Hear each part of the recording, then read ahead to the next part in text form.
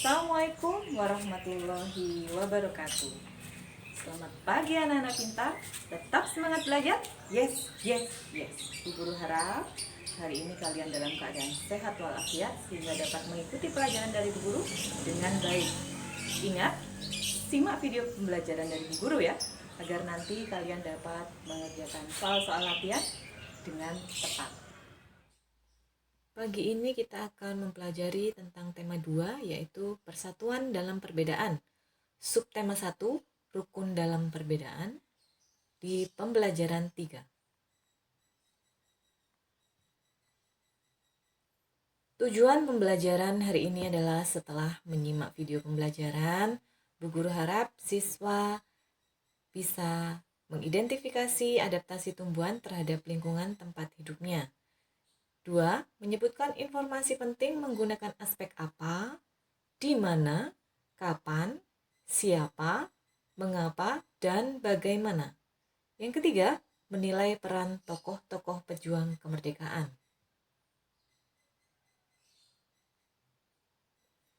Sebelumnya anak-anak, kita akan mempelajari tentang adaptasi tumbuhan terhadap lingkungan tempat hidupnya.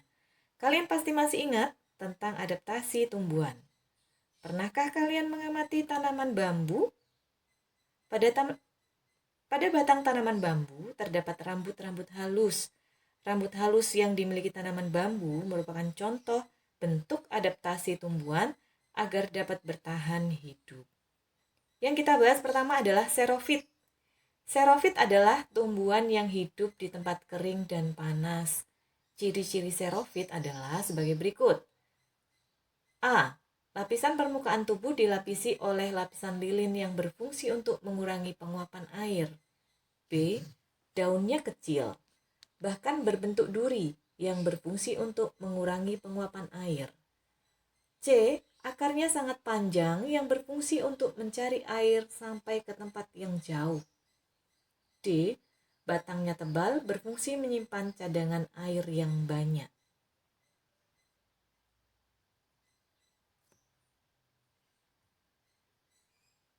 Contoh tumbuhan xerofit antara lain yaitu 1.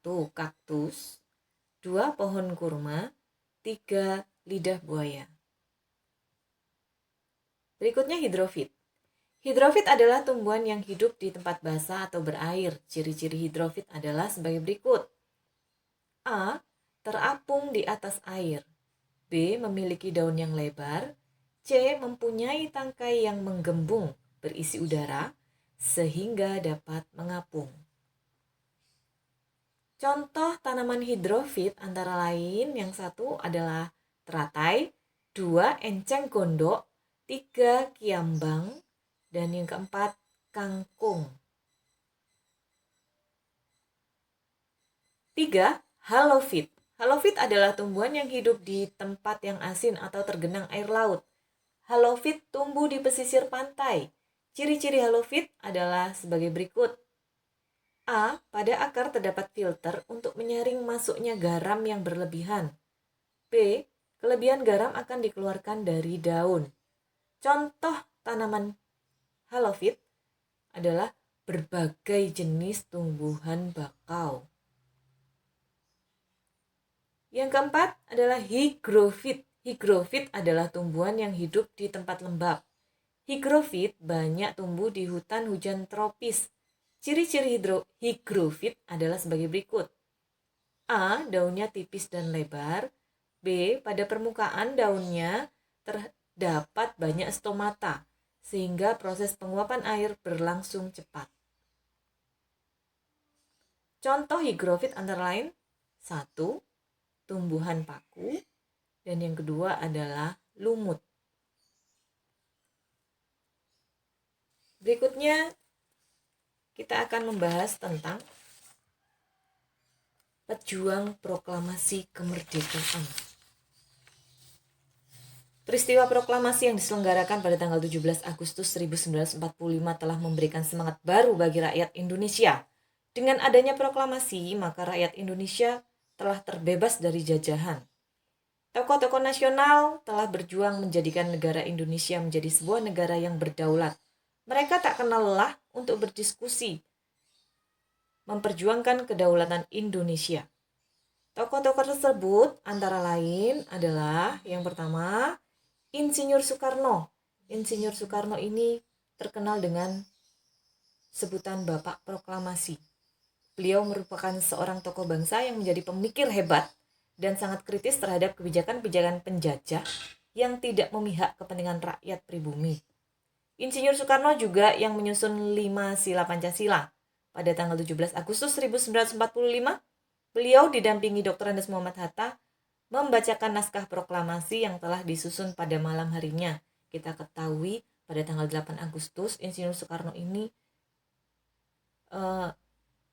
dinobatkan sebagai Presiden pertama Indonesia. Kemudian berikutnya adalah Dr. Andes Muhammad Hatta. Beliau merupakan Bapak Bangsa Indonesia. Beliau turut memikirkan, merancang, dan memperjuangkan kemerdekaan bangsa Indonesia. Dr. Andes Muhammad Hatta atau yang sering dipanggil Bung Hatta seringkali menjadi perantara antara golongan muda dan golongan tua, terutama dengan Bung Karno. Karena peran beliau, pendapat golongan tua dan golongan muda bisa dipertemukan.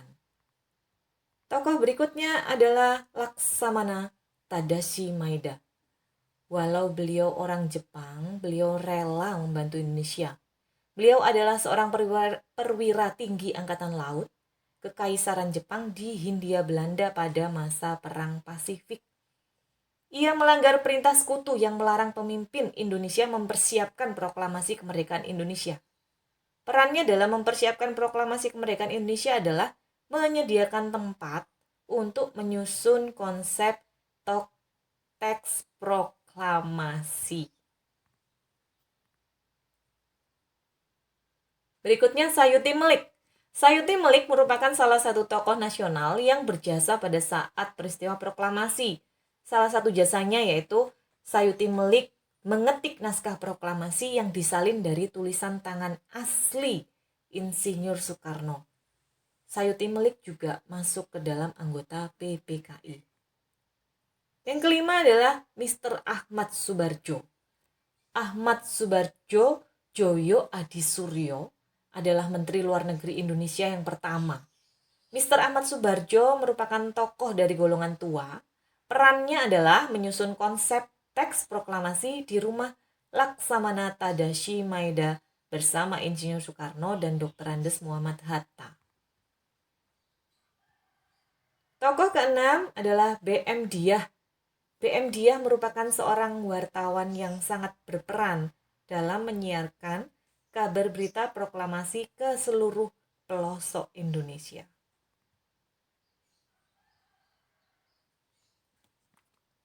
Tokoh terakhir yang kita bahas kali ini adalah Sukarni. Sukarni merupakan tokoh dari kalangan pemuda yang pada saat mendengar kabar bahwa Jepang telah menyerah tanpa syarat pada sekutu, Sukarni bersama teman-teman yang lain langsung mendesak golongan tua yang dipimpin Insinyur Soekarno untuk segera memproklamasikan kemerdekaan bangsa Indonesia. Mereka kemudian menculik Insinyur Soekarno dan Dr. Andes Muhammad Hatta ke Rengas Dengklok. Peristiwa inilah yang dikenal dengan peristiwa Rengas Dengklok yang terjadi 1 hari sebelum kemerdekaan Indonesia, yaitu pada tanggal 16 Agustus 1945. Demikian anak-anak materi dari Bu Guru. Bu Guru harap kalian dapat menerima dengan baik materinya sehingga dapat mengerjakan soal-soal yang berikutnya harus kalian kerjakan. Terima kasih, selamat belajar. Jangan lupa stay at home. Apabila ada keperluan mendesak, kalian tetap harus menjaga protokoler kesehatan. Jangan lupa pakai masker, cuci tangan, dan menggunakan hand sanitizer. Terima kasih. Assalamualaikum warahmatullahi wabarakatuh.